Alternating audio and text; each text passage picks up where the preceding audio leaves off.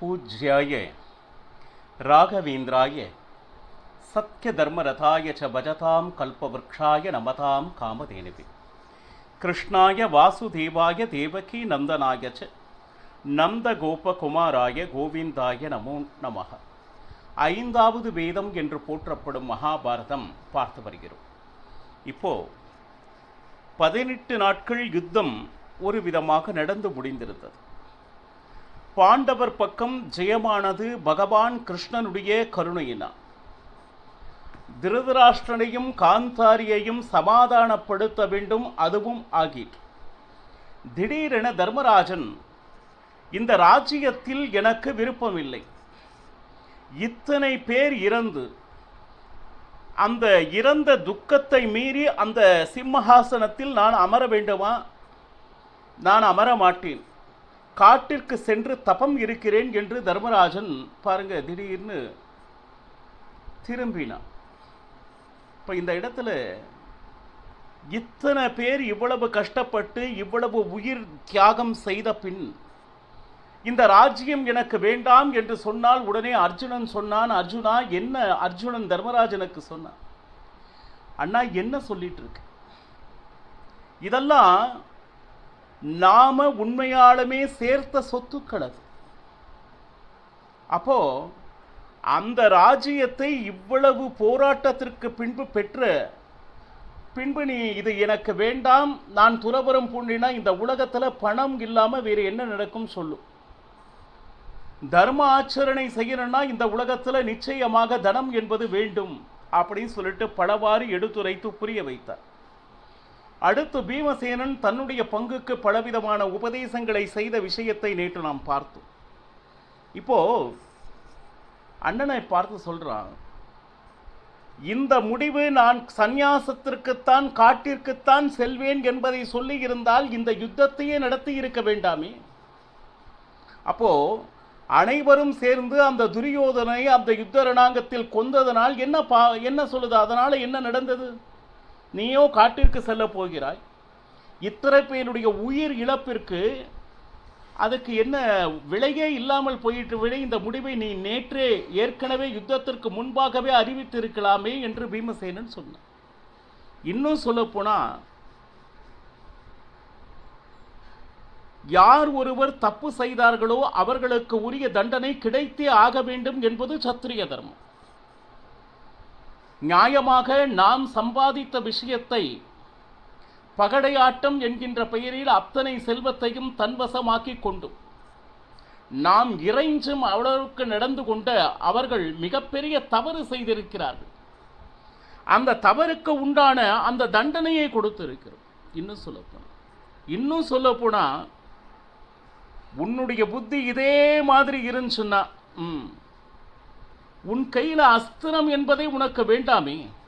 முதலில் காட்டுக்கு சென்று தபம் செய்கிறேன் என்று சொல்பவன் கையில் அஸ்திரம் எதற்கு?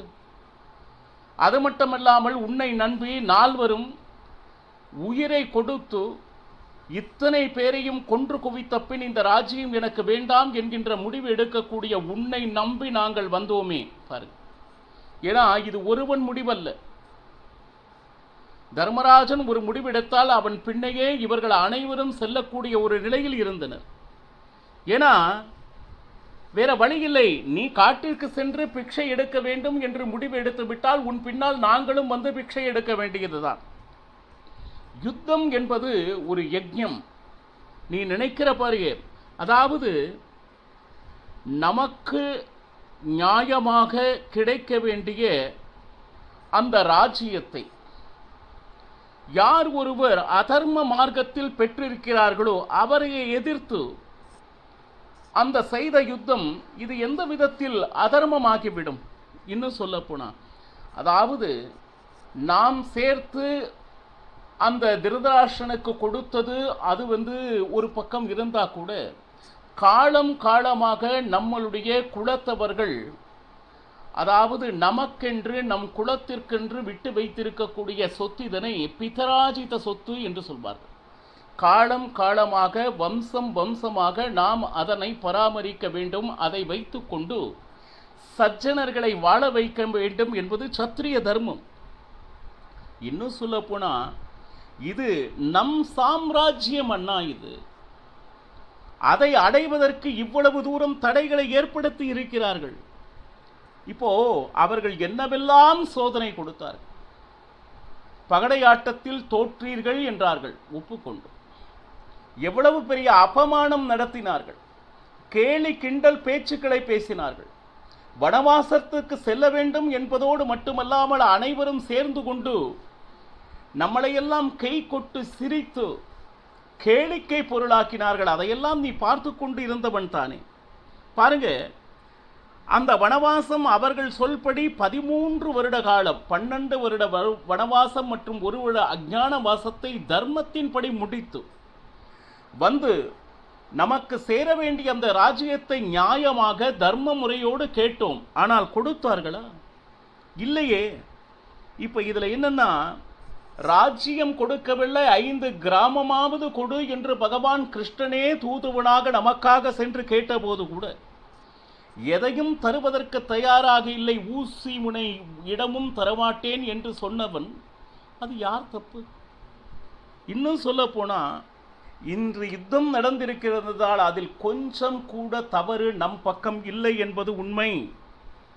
இப்போ தண்ணி வேணும் அப்படின்னு சொல்லிட்டு கிணற தோன்ற, அதுல தண்ணியே வரல, வெறும் சேர் இருந்துச்சுன்னா அந்த சேரில் அவனே மூழ்கி செத்தான்.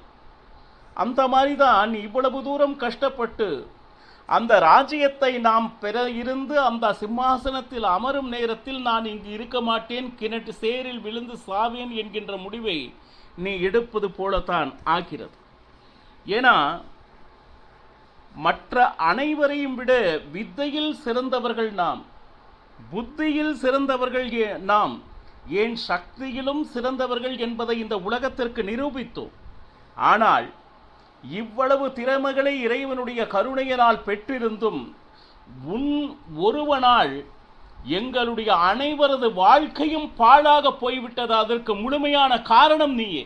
இதை விட காட்டமாக ஒரு அண்ணனிடத்தில் எந்த தம்பி சொல்வான் சொல்லு? ஏன்னா 18 நாள் யுத்தத்தில் ஒருவருக்கு ஒருவர் சலிக்காமல் அத்தனை பேரும் இணைந்து செய்த அத்தனை விஷயத்தையும் நாசமாக்குவது போல் தர்மராஜனுடைய நடவடிக்கை இருந்தது.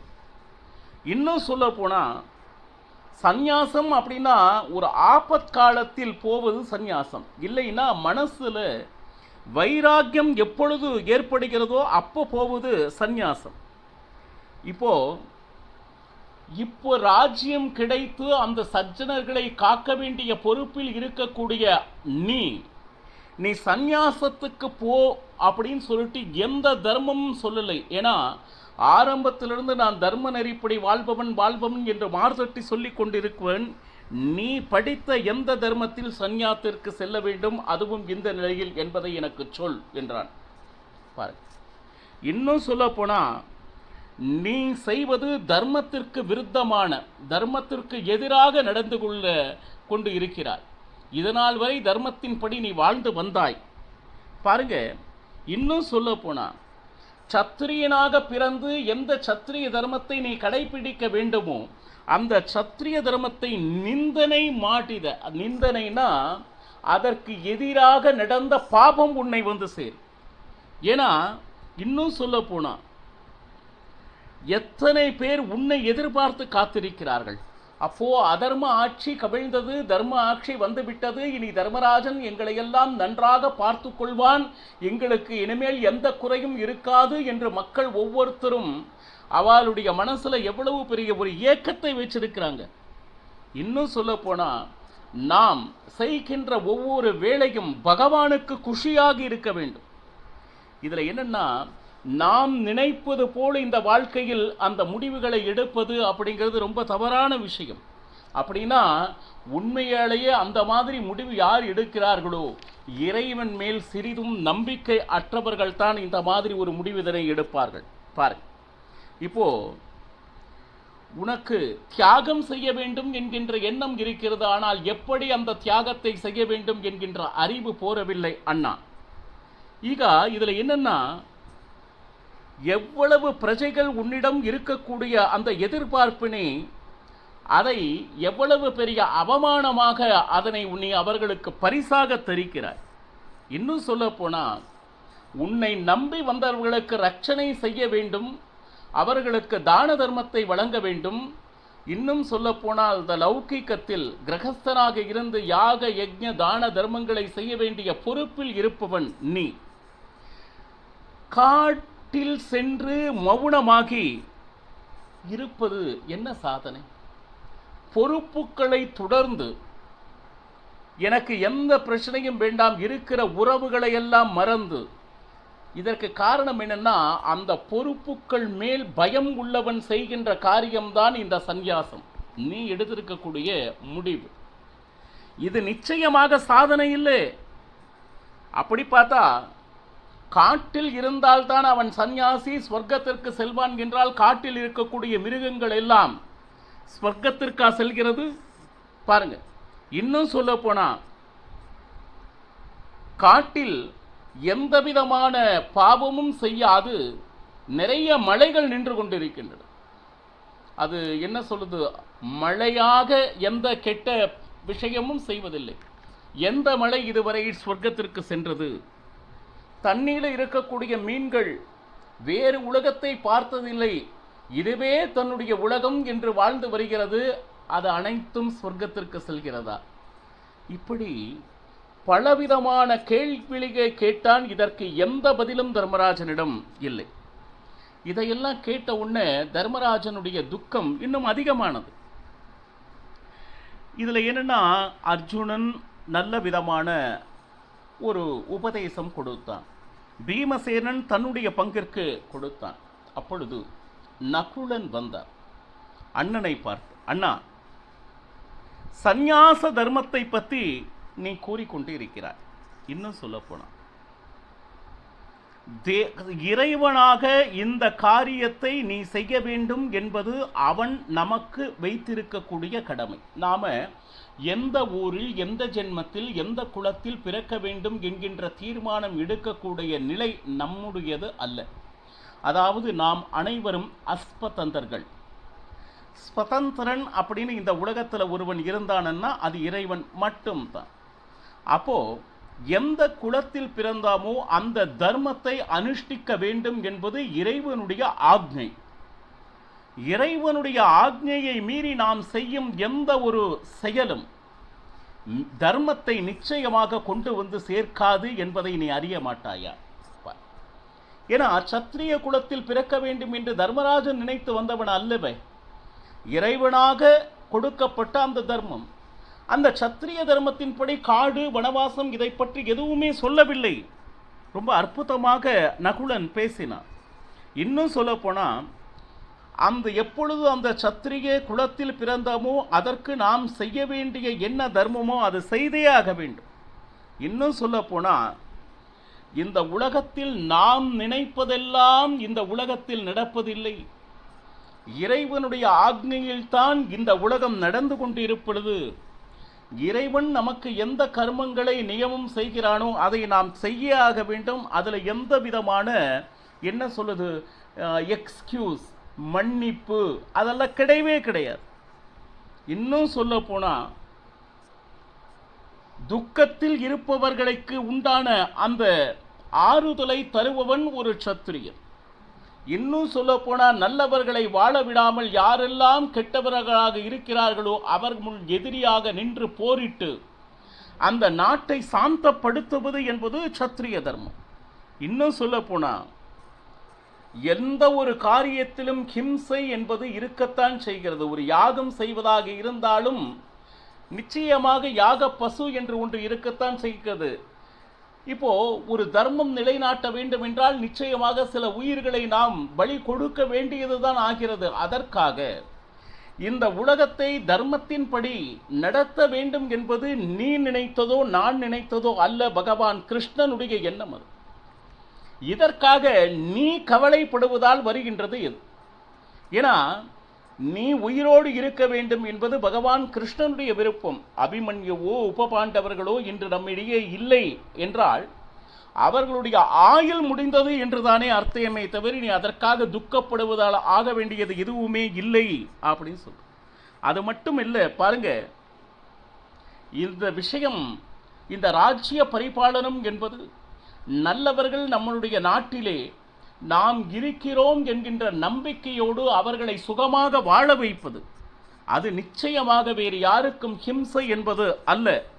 இன்னும் சொல்லப்போனா இந்த யுத்தம் நடந்தது எந்த உயிர் போனது என்று நீ அந்த பார்வையில் இருந்து தர்மத்திற்காக பகவான் கிருஷ்ணனால் நடத்தப்பட்டது, இதில் அவன் அனுக்கிரகத்தால் இந்த பாக்கியம் நமக்கு கிடைத்திருக்கிறது என்கின்ற எண்ணத்தை நீ என்ன சொல்லுது உன்னுடைய புத்திக்கு வரவழைத்துக் கொள் என்று நகுலன் சொன்னான். அடுத்து சகாதேவன் வந்தார். பாருங்க, தர்மராஜன் என்கின்ற ஒருவனுடைய சிந்தனை இப்படி பிறழ்வதால், ஏன்னா அவன் எடுக்கக்கூடிய முடிவுக்கு இவர்கள் நால்வரும் பின்னாடியே போய் கொண்டிருக்கிறார்கள். ஆரம்பத்தில் அதை தடுக்காததால் அனைத்தையும் இழந்தார்கள். அப்போ இப்ப காட்டுக்கு போறேன்னு சொல்றான். இப்போ ஆளாளுக்கு அவங்களுக்கு தெரிந்த தர்மங்களை எல்லாம் தன்னுடைய அண்ணனுக்கு சொல்லி கொண்டிருக்கிறார்கள். இப்ப சகாதேவன் மகா புத்திசாலி. அவன் தன்னுடைய அண்ணனுக்கு என்ன விதமான உபதேசத்தை செய்தான் என்பதனை நாளையும் பெறலாம். சர்வம் ஸ்ரீ கிருஷ்ணார்ப்பணமஸ்து. ஹரே ஸ்ரீனிவாசா.